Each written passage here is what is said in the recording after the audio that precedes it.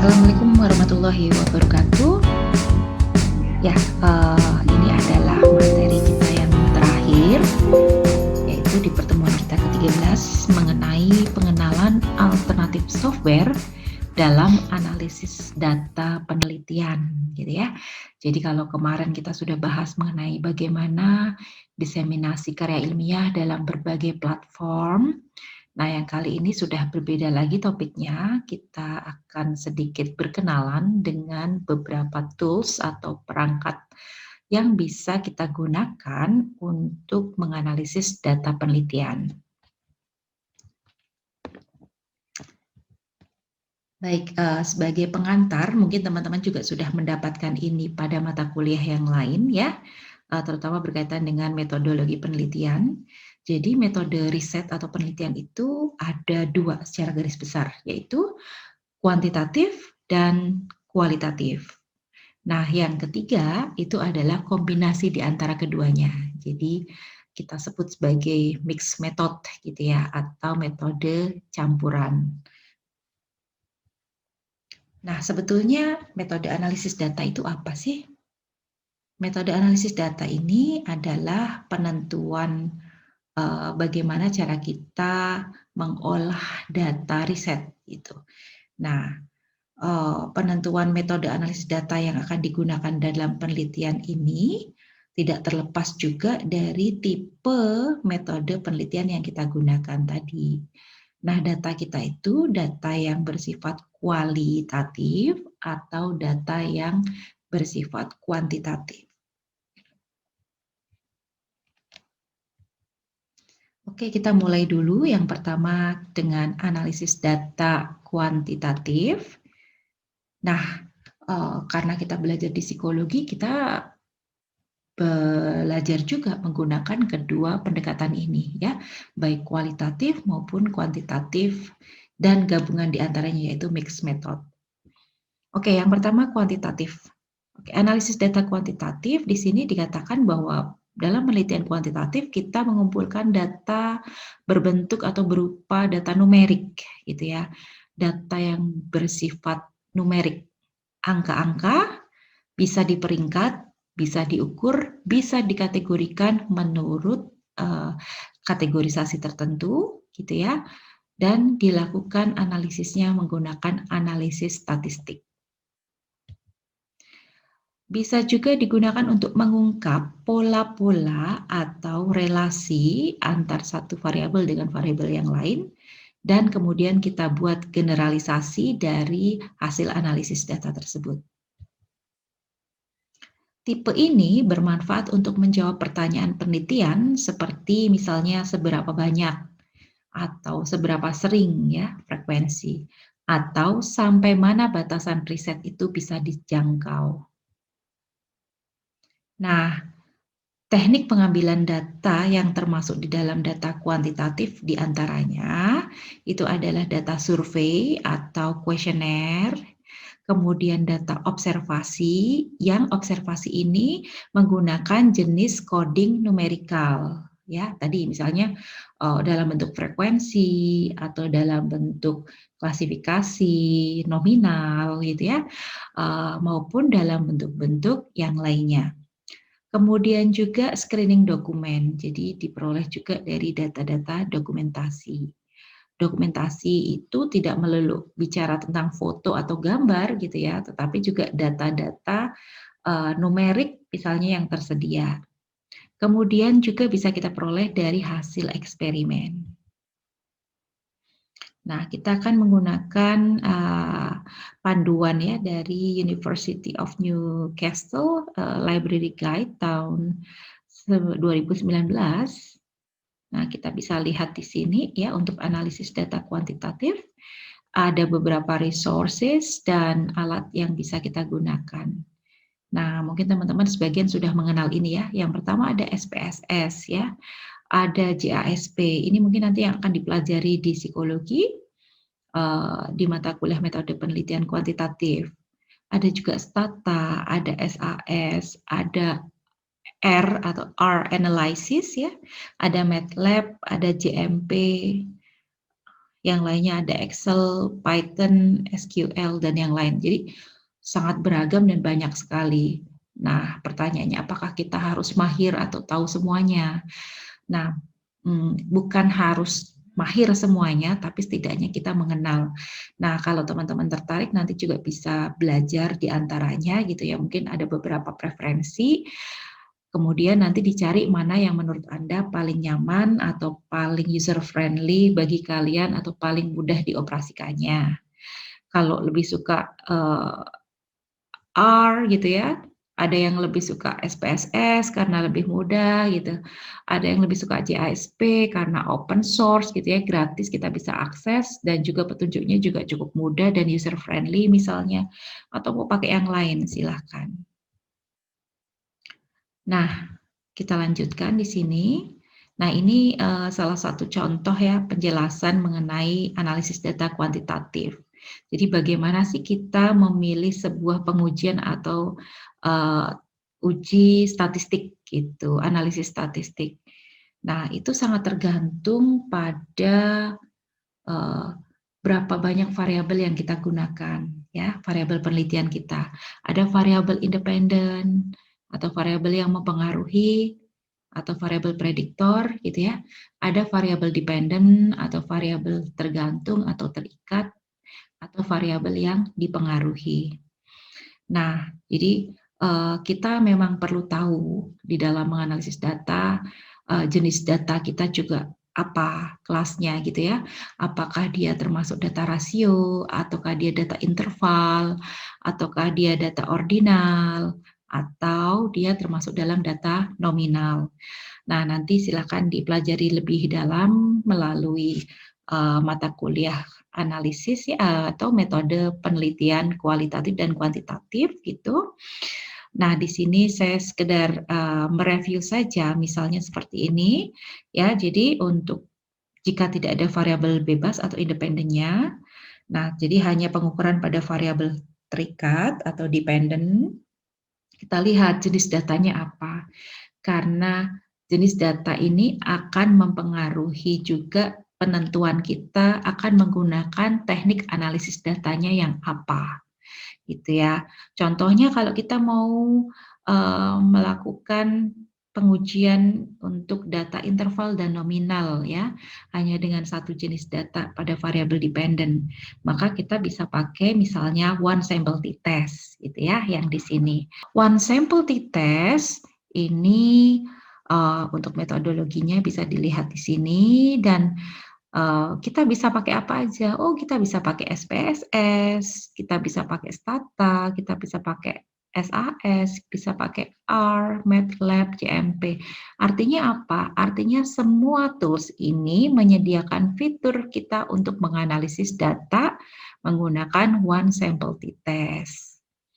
Oke, kemudian kalau data kita adalah data ordinal atau interval, nah kita bisa pakai one sample median atau Wilcoxon sign rank test, misalnya seperti itu. Nah, ini semua juga bisa kita pakai untuk melihat hal tersebut. Jadi, mostly tools-tools ini memang sudah lengkap gitu ya fiturnya untuk melakukan analisis deskriptif maupun analisis yang bersifat inferensial. Oke, kalau datanya bersifat kategorikal ya, dengan dua kategori atau disebut binomial test, ini bisa digunakan atau juga bisa kita menggunakan chi-square gitu. Jadi sekali lagi ini adalah preferensi untuk membantu kita mengenali teknik analisis data yang sesuai dengan jenis data dan juga kebutuhan hipotesis yang ingin kita jawab gitu. Nah, ini untuk tabel berikutnya, tadi kan variabel independennya tidak ada ya. Nah, ini bagaimana jika ada satu variabel independen dengan jenis datanya interval. Sedangkan variabel dependennya jenis datanya misalnya interval dan nominal. Nah, di sini misalnya kita bisa pakai teknik uji analisis korelasional ya, misalnya Pearson product moment atau simple linear regression atau regresi linear sederhana. Nah, untuk ini kita bisa menggunakan SPSS, kita bisa menggunakan Astata, kita bisa menggunakan SAS, kita bisa menggunakan R, MATLAB maupun JMP. Kita bisa menggunakan di antaranya, tinggal pilih saja mana yang kita lebih nyaman. Nah, kalau kita mau pakai jenis data yang ordinal atau interval, maka teknik analisisnya berbeda lagi gitu ya. Bukan lagi pakai Pearson product moment atau regresi linear sederhana, tapi kita bisa pakai korelasi milik Spearman rank. Nah, kemudian kalau jenis datanya kategorikal, kita pakainya simple logistic regression gitu. Nah, untuk petunjuk-petunjuk ini nanti bisa dipelajari perlahan saja gitu ya. Nah, kita sekedar mengenalkan dulu nih. Jadi, kira-kira tools apa sih yang bisa kita gunakan untuk menganalisis data kuantitatif? Nah, ini kalau data variabel independennya satu atau lebih dari satu. Bisa dilihat ya di sini. Tergantung jenis data dependent variabelnya apa. Bisa kita pakai multiple regression, bisa pakai analysis of covariance gitu ya, atau ANCOVA. Kalau kategorikal kita bisa pakai multiple logistic regression maupun discriminant analysis. Nah, seperti itu. Oke, nah selanjutnya ini tentang SPSS. Jadi sepertinya di era teman-teman ini agak bergeser. Kalau beberapa tahun yang lalu memang pengenalan teknik analisis data itu lebih banyak menggunakan SPSS gitu ya, sedikit untuk mengenalkan juga. Nah, sebetulnya ada tutorial SPSS-nya di sini, nanti bisa kalian pelajari juga ya, sudah saya lampirkan di dalam Google Classroom. Ada dua ya, yang pertama tutorial SPSS dan yang kedua tutorial bergulat dengan SPSS ya. Oke, nah ini sedikit outline SPSS itu apa dan apa saja fiturnya. Jadi kalau di SPSS itu ada SPSS Windows dan layout. Layout ini isinya ya data view, variable view. Data view itu adalah sheet yang kita gunakan untuk meletakkan data-data numerikal kita.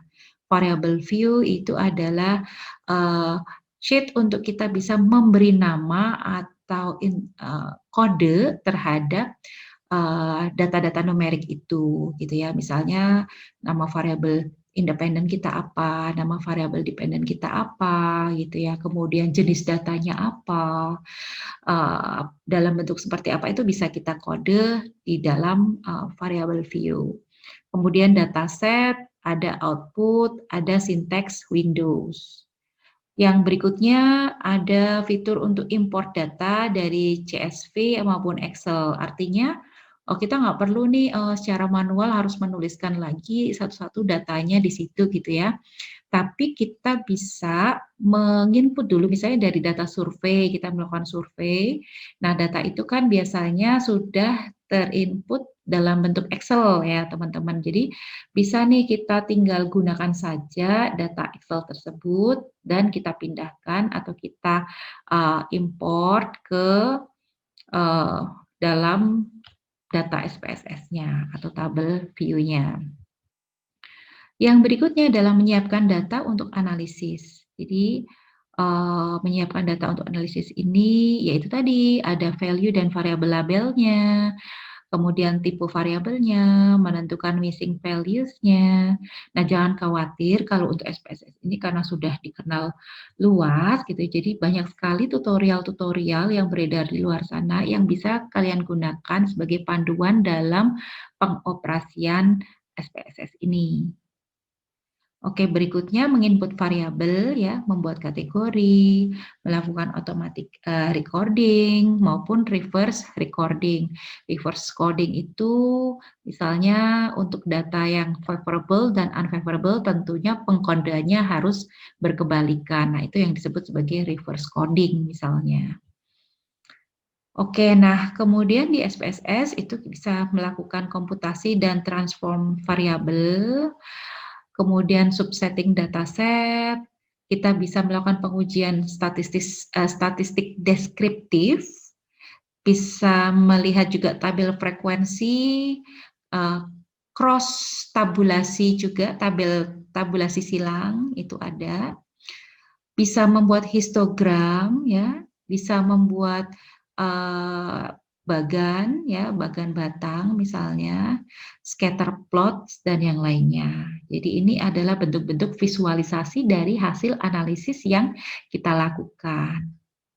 Kemudian yang menjadi main course-nya juga adalah analisis data itu sendiri. Seperti tadi ya, kita mau melakukan pengujian t-test, kita mau melakukan analisis chi-square atau Pearson correlation, atau ANOVA, ANCOVA, regresi, semua bisa kita lakukan di sini. Dan yang setelah itu adalah mengekspor output. Jadi setelah kita masukkan data, kita running analisisnya, maka hasilnya keluar. Nah, hasil ini bisa kita ekspor atau bisa kita copy gitu ya, kita gunakan pada form-form yang lain gitu. Misalnya kita menggunakan laporan dalam bentuk PPT slide maupun dalam bentuk tabel gitu ya, maupun dalam bentuk Microsoft Word gitu bisa. Oke, untuk panduannya nanti teman-teman bisa pelajari melalui link tersebut. Ya, yang berikutnya adalah R analysis atau analisis R gitu ya. Nah, ini mungkin juga kalau dengan Bu Ecil sudah banyak dikenalkan atau dengan Pak Ali ya. Nah, nanti kalian akan belajar lebih dalam juga tentang analisis R ini. Nah, kebetulan juga kalau di R analysis ini tidak hanya bisa digunakan untuk analisis data kuantitatif ya. Sekarang ini bahkan R analysis banyak juga bisa digunakan untuk analisis data kualitatif gitu. Jadi memang dia ada dua services atau dua jenis analisis yang bisa digunakan. Nah, di sini ini nanti kalau kalian masuk ke linknya atau ke websitenya, software ini bisa di-download gitu ya, free download dan free access. Kalian nanti bisa pilih sesuai dengan spesifikasi dari perangkat komputer atau laptop yang Anda miliki, apakah untuk Linux, untuk Mac, atau maupun untuk Windows gitu ya. Nah, tutorialnya juga ada, nanti teman-teman bisa pelajari. Nah, kalau R ini merupakan free open source software statistik. Jadi kalau SPSS tadi kita harus berbayar gitu ya. Kalau R ini open source, jadi kita bisa akses dan gratis. Dan RStudio ini merupakan sebuah interface yang populer dan menjalankan kode R. Untuk menggunakan RStudio, software R perlu di-download terlebih dahulu. Jadi ada 2 kali download ya. Dan kemudian apa sih yang bisa kita lakukan dengan R ini? Yang pertama, menyiapkan data untuk analisis, melakukan rename variabel, tipe variabel, missing values, hampir sama dengan SPSS tadi. Jadi sebetulnya polanya hampir sama. Hanya saja memang R ini lebih banyak sinteks dan rumusan-rumusan logik yang memang bagi pemula mungkin cukup berat ya gitu, dibandingkan kalau kita menggunakan SPSS atau JASP misalnya. Nah, fungsi yang lain bisa untuk computing, transforming, dan recording ya. Kemudian subset datasets by row maupun by column. Kemudian sama juga dengan statistik yang pertama tadi, SPSS bisa kita lakukan analisis statistik deskriptif, kemudian tabel frekuensi, cross-tab tabel gitu ya. Ini juga bisa dilakukan dan bisa juga menampilkan visualisasi dalam bentuk grafik. Bisa box plot, histogram, scatter plot, partitioning window, dan yang lainnya. Dan yang tidak kalah penting adalah analisis data itu sendiri ya. Kita melakukan t-test, regresi, korelasi, ANOVA, ANCOVA, chi-square dan yang lainnya. Oke, itu jadi outline-nya ada interface R dan RStudio. Kemudian ada data types dan indexing ya, bentuknya seperti assignment, object, vektor, matrix, data frames, list dan yang lainnya. Ada built-in function and syntax, ada working directory, ada packages-nya, bisa juga import data dari CSV, Excel, TXT, SPSS pun bisa gitu ya, kita ambil dari data SPSS maupun dari Stata dan yang lainnya. Dan setelah itu juga bisa kita melakukan exporting data sebagai CSV. Jadi hasilnya itu kemudian kita ekspor dalam bentuk CSV misalnya. Oke, nah berikutnya, karena tidak mungkin kita belajar semua tentang analisis data kuantitatif dan nanti akan ada porsi sendiri ya teman-teman belajar melalui mata kuliah yang memang spesifik membahas itu. Sekali lagi di sini kita hanya mengenalkan apa saja sih software-software yang bisa membantu kita melakukan analisis data. Yang pertama tadi kuantitatif. Nah, yang sekarang akan kita bahas adalah kualitatif. Nah, berikut beberapa resource dan alat yang bisa kita gunakan. Yang pertama adalah NVivo. NVivo ini adalah sebuah program yang memang digunakan untuk menganalisis data kualitatif. Selain itu ada Atlas TI. Nah, ini juga sama ya. Jadi hanya bentuknya aja atau platformnya atau source-nya aja yang berbeda. Tapi fungsinya sebetulnya sama. Nah, kemudian juga ada MaxQDA gitu ya. Jadi ini setara ya, itu opsional. Sama saja dengan tadi di kuantitatif ada JISP, ada Stata, ada SPSS, ada R. Nah, itu sama juga. Tergantung kita mau pakai yang mana. MATLAB misalnya ya. Oke, nah di analisis data kualitatif karena sekarang ini eranya semakin canggih ya, kalau dulu analisis data kualitatif itu manual. Kita melakukan open coding gitu ya, kemudian kita melakukan pengkodean data kualitatif itu benar-benar dilakukan secara manual, kata per kata. Kemudian melakukan kategorikal juga seperti itu. Nah, sekarang ini dengan kemajuan teknologi kita banyak dibantu gitu ya untuk melakukan analisis ini dengan bantuan software gitu sehingga bisa mempercepat dan juga menyimpan data ini bisa lebih sistematis dan tahan lama gitu ya daripada kita menggunakan analisis data yang sifatnya konvensional atau manual. Nah, di sini penelitian kualitatif ini berkaitan dengan pengumpulan data tentang pengalaman hidup, emosi, ataupun perilaku dan pemaknaan subjektif yang melekat. Nah, di sini analisis data kualitatif ini membantu peneliti untuk mendapatkan pemahaman yang sifatnya lebih mendalam tentang konsep-konsep yang kompleks, interaksi sosial maupun fenomena-fenomena kultural yang sulit jika kita lakukan hanya dengan metode kuantitatif gitu. Jadi memang dua metode ini saling melengkapi sebetulnya karena masing-masing punya keunggulan namun juga punya keterbatasan seperti itu. Nah, tipe ini atau tipe dari data kualitatif bermanfaat untuk mengeksplorasi tentang bagaimana dan mengapa gitu ya, sesuatu itu terjadi, menginterpretasi suatu fenomena dan menggambarkan tindakan-tindakan. Nah, beberapa teknik pengumpulan data kualitatif diantaranya ada wawancara ya, ada focus group, ada observasi, ada analisis dokumen seperti surat, diary gitu ya, email atau mungkin berita-berita ya sebagai sumber sekunder dan yang lain sebagainya. Kemudian oral history atau life stories ini juga bisa kita analisis tekstualnya maupun kontekstualnya.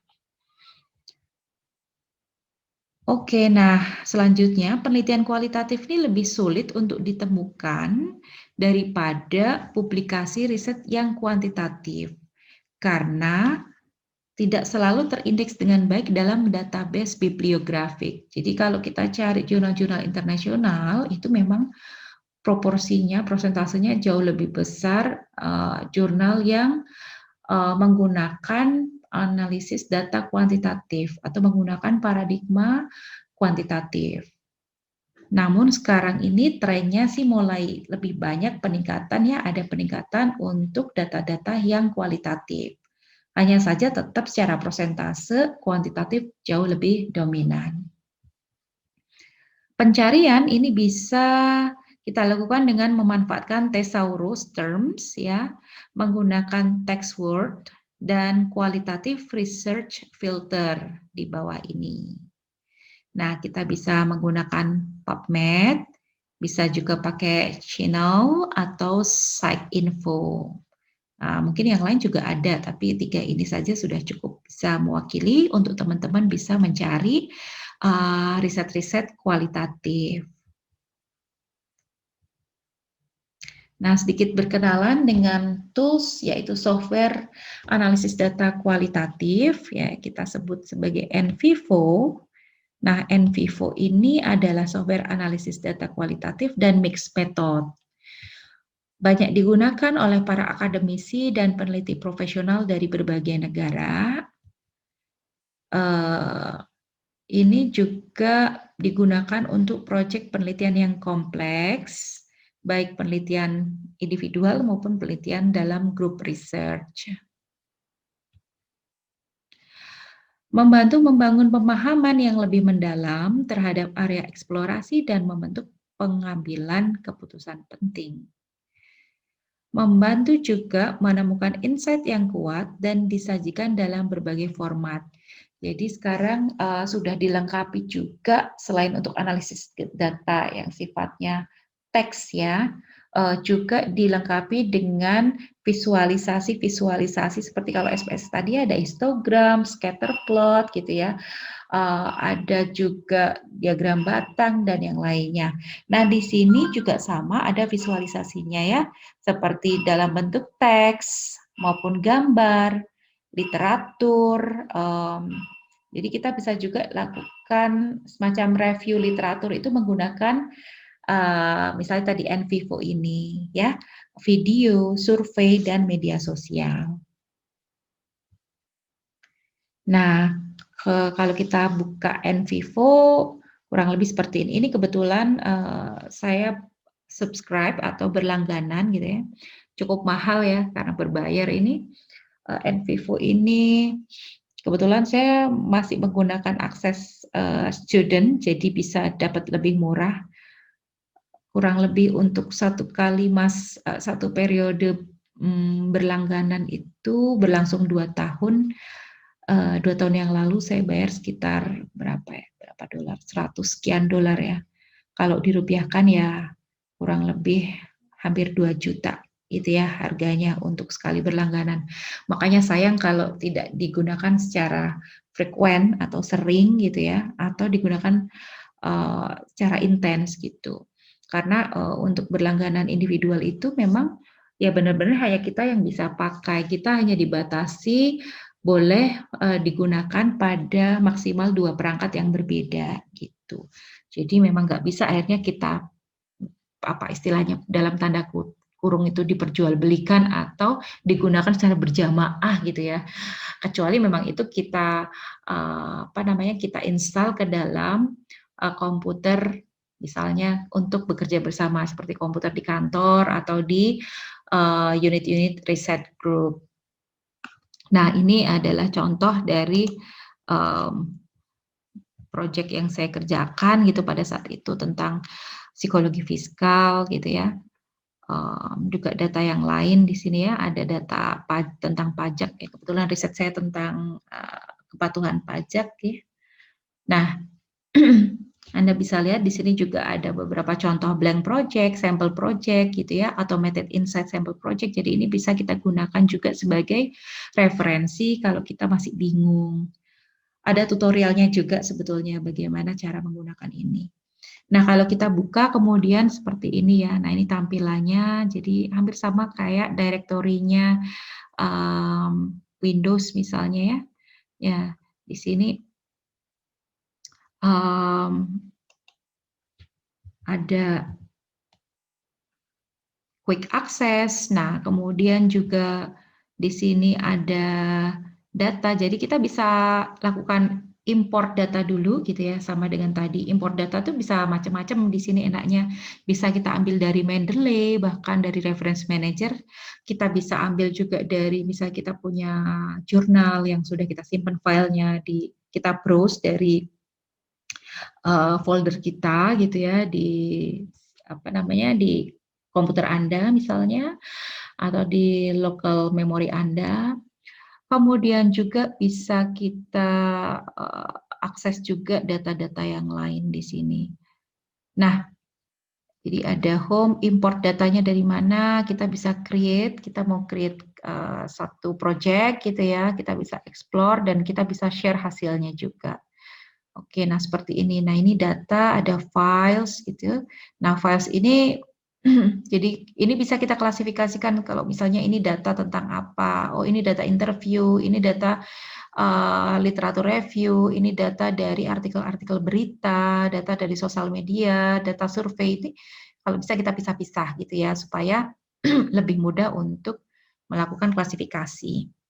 Baru di sini kemudian file classification, ada externals. Nah ini codes, ini adalah coding. Jadi kalau dulu kita melakukan coding itu secara manual, sekarang coding senjatanya mengcoding tetap kitanya sebagai manusia, sebagai seorang yang belajar tentang metodologi ini gitu ya. Tapi kemudian tools ini sekali lagi hanya membantu, mempermudah, mengorganisir dan mengklasifikasikan data itu secara lebih sistematis gitu. Jadi kita bisa istilahnya apa ya, membantu meminimalisir atau membantu mengatasi keterbatasan-keterbatasan kita sebagai manusia itu. Ya, jadi ada notes, ada juga kita bisa lihat sentimen, ini analisis sentimennya. Jadi nanti dari kata-kata yang kita analisis tersebut, kita coding tersebut, sentimen terhadap topik yang sedang kita kaji itu apakah lebih banyak keluar positif, negatif, seperti itu. Jadi nanti bisa kita lihat juga.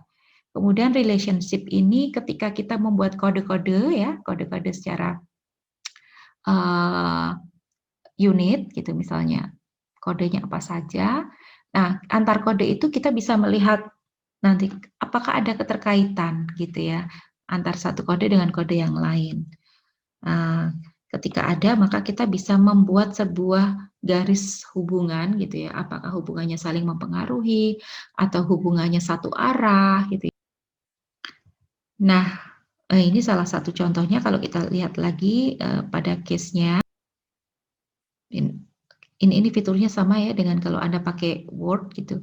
Nah, di sini query kalau kita mau mencari kode apa yang sudah kita miliki. Ini untuk visualisasi dari data yang sudah kita coding gitu ya.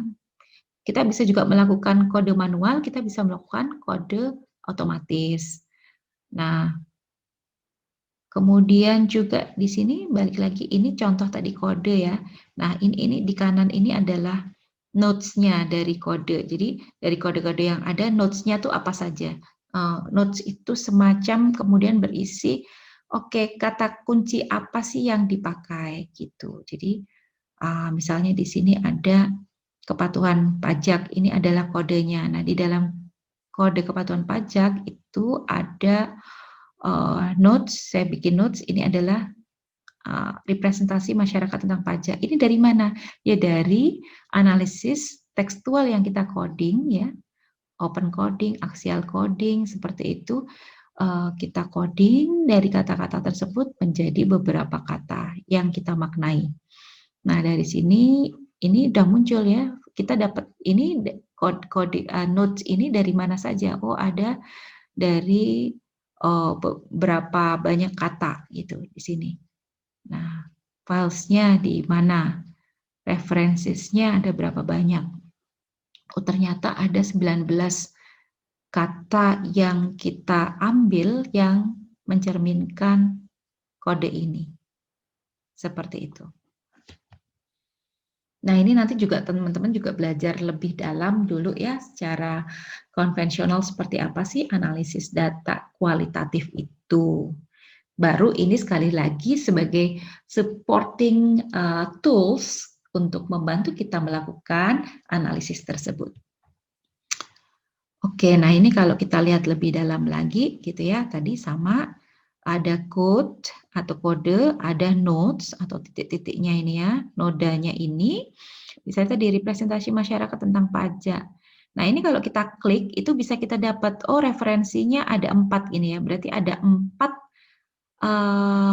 4 sentence atau 4 wording yang kita ambil mewakili representasi masyarakat tentang pajak ini. Ya, referensi yang pertama ini bisa kita lihat, ini mewakili 0,35%. Nah, dari mana? Dari kata-kata ini yang kita ambil. Nih, misalnya kata-kata ini didapatkan dari jawaban, respon, baik open open data atau open questionnaire, misalnya kita menggunakan kuesioner terbuka, atau data wawancara. Nah, ini adalah jawaban mereka. Misalnya kayak gini ya, dari sini kita masih punya PR juga, pertama mengedukasi bla bla bla bla bla. Nah, ini yang kalimat-kalimat ini yang kita sinyalir merupakan bentuk representasi masyarakat tentang pajak. Nah, kalimat yang berbeda kita dapatkan juga dari sumber yang lain. Jadi referensi itu adalah sumbernya atau partisipannya. Ya, masih tentang NVivo nanti teman-teman bisa belajar juga.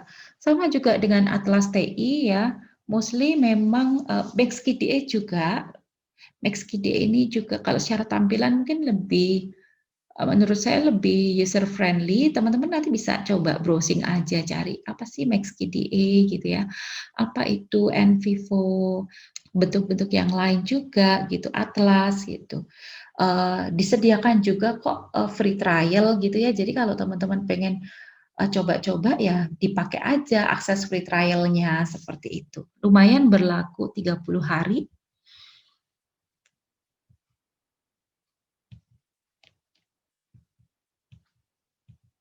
Oke, itu sekilas tentang NVivo gitu ya.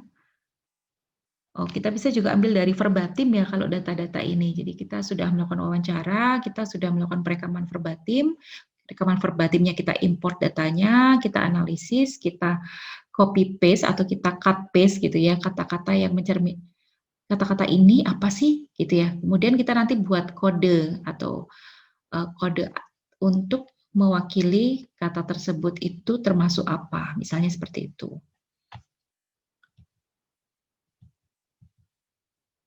Nah, yang ketiga ini kita bicara tentang mixed method. Nah, di dalam mixed method ini memang metode yang mengintegrasikan penelitian data kualitatif serta data kuantitatif. Di sini bisa menyajikan pendekatan yang holistik dengan mengombinasikan dan menganalisis data statistik, tapi kemudian juga diwarnai dengan pemahaman yang dikontekstualisasikan lebih mendalam, sehingga kesannya tidak secara parsial atau sempit untuk membahas suatu relasi antar beberapa variabel saja gitu, tapi kita bisa melihat konteks yang lebih luas daripada sekedar menginterpretasi secara kuantitatif. Nah, teknik pengumpulan data yang digunakan diantaranya adalah metode triangulasi, verifikasi data dari 2 atau lebih sumber informan atau perspektif. Ya tentunya memang ini kalau dilihat seperti solusi yang paling baik gitu ya, karena dia bisa menggabungkan keduanya. Namun di dalam pelaksanaan tentu tidak semudah itu gitu. Artinya memang kita harus mempertimbangkan juga resources kita gitu ya, dan kehandalan dari periset itu sendiri apakah mampu untuk menggunakan kedua pendekatan ini sekaligus. Oke, itu saja dan sekali lagi untuk mixed method kita juga bisa tetap menggunakan, eee, R analysis misalnya ataupun menggunakan tadi, NVivo gitu ya. Jadi sebetulnya sekali lagi tools-tools itu dikembangkan, selalu dikembangkan dan bisa kita gunakan untuk membantu kita menganalisis kedua pendekatan ini, tergantung jenis data apa yang kita miliki. Oke, mungkin itu saja teman-teman, pengenalan mengenai tools atau software yang bisa kita gunakan dalam analisis data. Mungkin singkat, Nah, untuk pertanyaan-pertanyaan yang berhubungan dengan tools, Anda bisa langsung browsing saja, searching.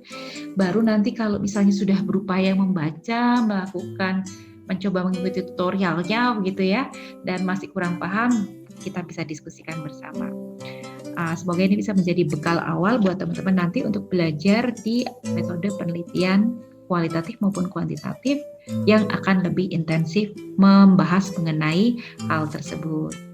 Oke, terima kasih banyak. Selamat belajar dan jangan lupa kita masih punya pertemuan penutup ya. Nah, tapi pertemuan penutupnya sudah kita ganti dengan tugas yang ke-6 kemarin, yaitu diseminasi karya ilmiah melalui platform video. Oke, jadi minggu depan kita masih akan tetap melakukan pertemuan secara asinkron, atau mungkin teman-teman pengen sinkron gitu ya sebagai pertemuan penutup, bisa nanti kita diskusikan melalui Google Classroom. Oke, selamat istirahat, semoga bermanfaat dan selamat bereksplorasi sendiri ya. Wassalamualaikum warahmatullahi wabarakatuh.